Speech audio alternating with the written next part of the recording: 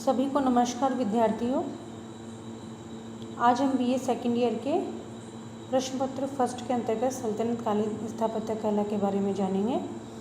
विद्यार्थियों, हमने सल्तनत कालीन स्थापत्य कला के अंतर्गत पहले भाग के अंतर्गत हमने जो सल्तनत काल के गुलाम वंश और खिलजी वंश के बारे में जाना और उनकी जो उस दौरान बनाई हुई इमारतों के बारे में चर्चा करी। अब हम इसके भाग 2 के अंतर्गत तुगलक कालीन इमारतों के बारे में चर्चा करेंगे कि तुगलक कालीन जो इमारतें हैं उनकी क्या विशेषताएं हैं और कौन कौन सी जो तुगलक कालीन जो इमारतें हैं उनका इतिहास में योगदान है। तो सल्तनत काल में जो सार्वधिक इमारतें बनी वो तुगलक काल के अंतर्गत बनी। और तुगलक काल के अंदर जो बनी इमारतें कैसी थी कि जो इनकी दीवारें थीं या जो इसमें सजावटों का इन दीवारों में अभाव था। और अब हम विशेषताओं की चर्चा करें तो इसके अंतर्गत ढलवा छतें, यानी कि जो छतें थी वो ढलान नुमा होती थी, इसलिए उनको ढलवा छतें कहा जाता था। और ये कम बजट वाली इमारतें होती थी, सस्ती तथा साधारण सजावट इसके अंतर्गत होती थी। दरवाजे इसके अंतर्गत बहुत ऊंचे होते थे। और तुगलक काल के अंदर हम बात करें तो मोहम्मद बिन तुगलक के समय में आर्थिक संकट उत्पन्न हो गया था। तो ऐसी सूरत के अंतर्गत जो लाल पत्थर था वो काफ़ी महंगा था, तो लाल पत्थर के स्थान पर जो सस्ता बालू पत्थर है उसका प्रयोग किया गया। और जब इस तुगलक काल के अंतर्गत जो इमारतें बनी तो पत्थरों को अनगढ़ तरीके से लगाया गया, अनगढ़ तरीके से पत्थरों से बना करके इमारतें बनाई गई। विशेष रूप से उसमें कोई फिनिशिंग का कार्य हमें देखने को नहीं मिलता है। इसके अलावा जो दीवारें बनाई जाती थी तो उसमें फिनिशिंग तथा बारीकी को ध्यान में नहीं रखा जाता था। तो मोटे प्लास्टर युक्त क्या बनाई जाती थी, दीवारें बनाई जाती थी। और जो डिजाइन है, डिजाइन वर्क था, जैसे कि हमने देखा ज्यामिति वर्क हमने खिलजी वंश के अंतर्गत देखा, तो ऐसा कुछ देखने को नहीं मिलता है किसमें, जो है तुगलक इमारतों के अंतर्गत। अब हम बात करते हैं जो तुगलक कालीन जो इमारतें हैं उसके अंतर्गत सबसे पहले हम बात करते हैं कौन सी जो इमारतें बनी हैं उसके अंतर्गत सबसे पहले हम बात करते हैं तुगलकाबाद की। तो तुगलकाबाद एक नगर है जो दिल्ली के पास में स्थित था, जिसे गयासुद्दीन तुगलक ने बसाया था। और ये क्या था, सल्तनत कालीन तीसरा नगर था। देखिए विद्यार्थियों, अगर हम बात करें, आपको बताना चाहेंगे कि जो दिल्ली के अंतर्गत जो पहला नगर था वो था किले ए राम पैथोरा। किला ए राम जो पैथोरा जो नगर था वो पहला नगर था जो कि कुतुबुद्दीन ऐबक ने बनाया था। और दूसरा नगर था वो नगर था सीरी का नगर, सीरी नगर, जिसे अलाउद्दीन खिलजी ने बनाया था। और ये तीसरा नगर था तुगलकाबाद जो गयासुद्दीन तुगलक ने बसाया था।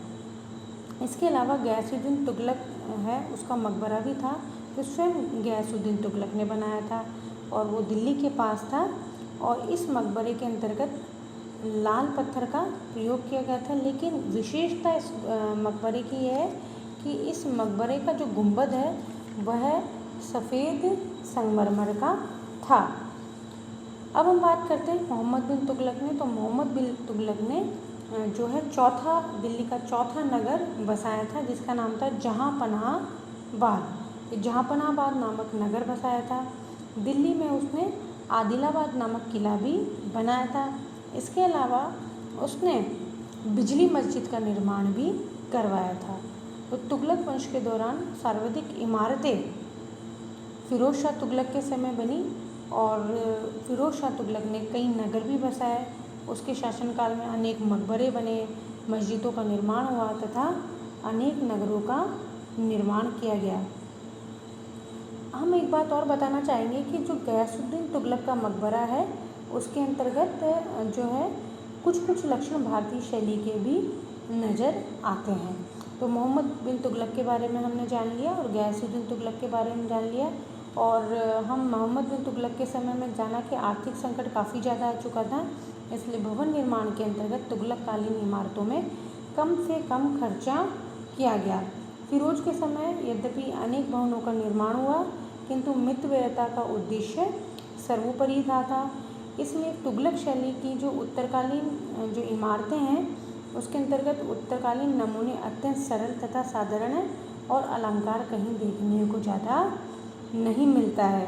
तुगलक काल की जो इमारतें हैं दो कारण से विशेष रूप से महत्वपूर्ण है। एक तो पहला ये कि इन इमारतों में इस्लामी शैली और भारतीय शैली का काफ़ी ज़्यादा समावेश है। दूसरा यह है कि यह एक समन्वित शैली है और अब दिल्ली मात्र से केंद्रित न होकर के उत्तरी भारत के विभिन्न क्षेत्रों के अंतर्गत भी प्रसारित हुई। जैसा कि हम बताएंगे आपको, फिर फिरोज शाह तुगलक ने अनेक जो नगर बसाए वो दिल्ली से बाहर आकर भी बसाए। तो इस प्रकार से दो विशेषताएं हमने जान ली। एक तो समन्वित शैली है, भारतीय शैली का प्रभाव है। दूसरा जो समन्वित शैली है वो दिल्ली में केंद्रित न होकर के दिल्ली के बाहर भी फैली। और ध्यान देने की बात यह है कि दिल्ली सल्तनत ने एक भारतव्यापी साम्राज्य का रूप धारण कर लिया था।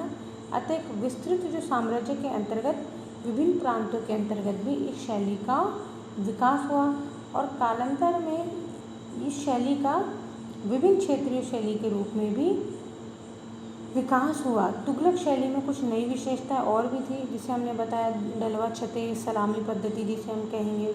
इसके अलावा अष्टकोणीय मकबरे का विकास भी तुगलक के समय ही हुआ। अब हम बात करते हैं फिरोज तुगलक द्वारा बसाए गए महत्वपूर्ण नगरों की। इसके अंतर्गत है जो नंबर 1 है वो है फिरोजपुर, जो उत्तर प्रदेश में बदायूं जिले के आसपास स्थित है। नंबर 2 है फतेहाबाद, ये हरियाणा में है। नंबर 3 इम्पोर्टेंट है, वेरी इम्पोर्टेंट है, जौनपुर, जो उत्तर प्रदेश में है। जो सल्तनत काल में इसे भारत कहा जाता था या पूर्व का शिराज कहा जाता है। ये बहुत इम्पोर्टेंट है, कॉम्पिटिटिव एग्जाम में पूछा गया है कि भारत का सिराज या पूर्व का सिराज कहाँ स्थित है या कौन सा नगर है, तो उत्तर रहेगा जौनपुर। विद्यार्थियों ये जान लेना चाहिए कि शिराज क्या है। शिराज ईरान के अंतर्गत जो प्रसिद्ध सांस्कृतिक जो केंद्र है, जो ईरान के अंदर, क्योंकि ये सारी शैली हैं या जो ये जितने भी मुस्लिम संस्कृतियाँ हैं तो ईरानी पद्धति से बहुत अधिक प्रभावित थे। तो जो ईरान का जो प्रसिद्ध सांस्कृतिक केंद्र है वो शिराज है। तो जौनपुर की तुलना शिराज से की गई है। तो हम बात कर रहे हैं कि जौनपुर की तुलना शिराज से की गई है और जो जौनपुर है वह सल्तनत कालीन राजधानी भी रही है। अगला है हिसार फिरोजा, ये हरियाणा के अंतर्गत है। इसके अलावा फिरोजाबाद, ये दिल्ली के पास स्थित है। और फिरोज शाह जो कोटला है, आपने सुना होगा, जो वर्तमान में क्रिकेट स्टेडियम है, तो ये फिरोजाबाद के अंतर्गत ही फिरोज शाह कोटला नामक किला भी स्थित है। और जो फिरोज हैं उसके समय में एक उन्होंने फतेह खां का मकबरा भी बनवाया था। अगला बिंदु है फतेह खां का मकबरा। तो फिरोज का जो ज्येष्ठ पुत्र था फतेह खां था, जिसकी मृत्यु के समय फिरोज के समय ही उसकी मृत्यु हो गई थी और फलस्वरूप फिरोज ने अपने समय में ही दिल्ली में फतेह खां का मकबरा बनाया था। इसमें विशेष बात यह है कि इस मकबरे में कदम ए शरीफ, कि इस मकबरे को कदम ए शरीफ भी कहा जाता था, क्योंकि जो फिरोज की समय जो है, फिरोज की चचेरी बहन थी खुदाबंद ज़ादा बेगम। खुदाबंद ज़ादा बेगम मदीना गई थी, जो कि आपको पता है कि मक्का और मदीना मुस्लिमों के जो तीर्थ स्थल है, धर्म तीर्थ स्थल, तो वहाँ पर वो गई थी और मदीना में से हजरत मोहम्मद साहब के पदचिन्ह लेके आई थी और इस मकबरे के अंतर्गत उसने वो पदचिन्ह स्थापित कर दिए थे। इसके अलावा हम बात करते हैं खिड़की मस्जिद। खिड़की मस्जिद है वो दिल्ली में जोना शाह ने इसका निर्माण करवाया और फिरोज द्वारा दिल्ली में 3 प्रमुख मस्जिद बनवाई गई थी, फिरोज के समय में बनवाई गई थी। इसमें है खास मस्जिद, जुमा मस्जिद और चौजुर्बी मस्जिद। ये जुमा मस्जिद है। इसके अलावा काली मस्जिद भी फिरोज के समय बनाई गई। और एक बात हम और इम्पोर्टेंट आपको बताना चाहेंगे, फिरोज शाह तुगलक ने अशोक के समय जो 2 स्तंभ थे, मेरठ और टोपरा, जो है मेरठ और टोपरा स्थित, टोपरा है पंजाब के अंतर्गत, जो इन दोनों स्तंभों को फिरोज शाह लेके आया और अपने जो किला फिरोजाबाद के अंतर्गत जो फिरोज शाह कोटला जो किला है उसके अंतर्गत ये स्तंभ लगवाया। हालांकि 2 में से एक स्तंभ क्या है, मार्ग के अंतर्गत टूट गया था। अगला जो इम्पोर्टेंट बात हम बात करेंगे, वेरी इम्पोर्टेंट है, खाने जहाँ तेलंगानी का मकबरा। तो फिरोज के शासनकाल के अंतर्गत जो सबसे इम्पोर्टेंट इमारत है वो है खाने जहाँ तेलंगाना का मकबरा, जिसका निर्माण कब हुआ था, 1370 के आसपास हुआ था और दिल्ली के अंतर्गत हुआ था। खाने जहाँ का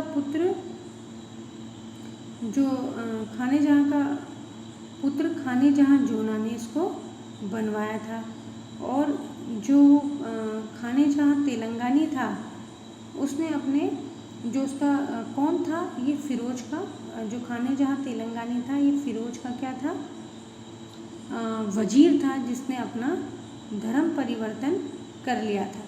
अब हम बात करेंगे कि ये आखिरकार इम्पोर्टेंट क्यों है, क्योंकि ये जो मकबरा है वह अष्टकोणीय पद्धति के माध्यम से बनाया गया है, और यह अष्टकोणीय पद्धति से भारत में बनाया गया पहला मकबरा है, इसलिए ये बहुत इम्पोर्टेंट हो जाता है। तो इस बात को हम ध्यान रखेंगे, अष्टकोणीय पद्धति से बनाया गया पहला मकबरा कौन था, खाने जहाँ तेलंगानी का मकबरा। अब हम बात करते हैं लोधी वंश या उसके आसपास की जो इमारतें हैं उसके बारे में, क्योंकि जो तुगलक वंश के बाद सैयदों का शासनकाल भी रहा है, तो सैयदों के शासनों में इतनी ज़्यादा इमारतें नहीं मिली, फिर भी खिजर खां का मकबरा और मोहम्मद शाह का मकबरा सैयद वंशों के अंतर्गत इम्पोर्टेंट है। इसके बाद हम बात करें तो सिकंदर लोदी का मकबरा। सिकंदर लोदी का जो मकबरा है, सिकंदर लोदी ने, एक बात हम बताएं आपको, 1504 के आसपास उसने आगरा नामक नगर बसाया, ये भी बहुत इम्पोर्टेंट है। इसके अलावा सिकंदर लोदी ने का जो मकबरा वो इम्पोर्टेंट इसलिए कि इसमें पहली बार डबल डोम या द्विगंबद का प्रयोग किया गया है, और इसमें चारों ओर ऊंची ऊंची चाहर दीवारी भी बनाई गई है। इसके अलावा मुबारक शाह का मकबरा, अब आपको पता है कि तुगलकों के समय अष्टकोणीय पद्धति के मकबरे शुरू हो गए थे, उसके बाद मुबारक शाह का मकबरा है वह अष्टकोणीय पद्धति पर आधारित है। इसके अलावा हम बात बताएंगे आपको कि लोधी काल के अंदर जो मकबरे थे वह ऊंचे ऊंचे चबूतरे पर बनवाए जाते थे, और लोधी काल में जो इमारतें बनाई गई वो या मकबरे बनाए गए वो ऊंचे ऊंचे स्थान पर बनाए गए। इसके अलावा इब्राहिम लोधी का मकबरा ये पानीपत हरियाणा में स्थित है, और इम्पोर्टेंट बात यह है कि इसे बाबर ने बनवाया था। तो इस प्रकार से देखा जाए तो दिल्ली सल्तनत के काल में भारत में एक नई स्थापत्य कला शैली का विकास हुआ, जिसके अंतर्गत क्या हुआ, इस्लामिक शैली और कुछ भारतीय शैली के अंश देखने को मिलते हैं, और इस शैली का हम देखेंगे क्रमिक विकास होगा, निरंतर विकास होगा, और भारतीय संस्कृति के अंतर्गत इसका समावेश होगा, और इसकी चरम सीमा हम आगे जा कर के मुग़ल कला के अंतर्गत देखेंगे, और उसमें इसका विकास क्या है, उल्लेखनीय है।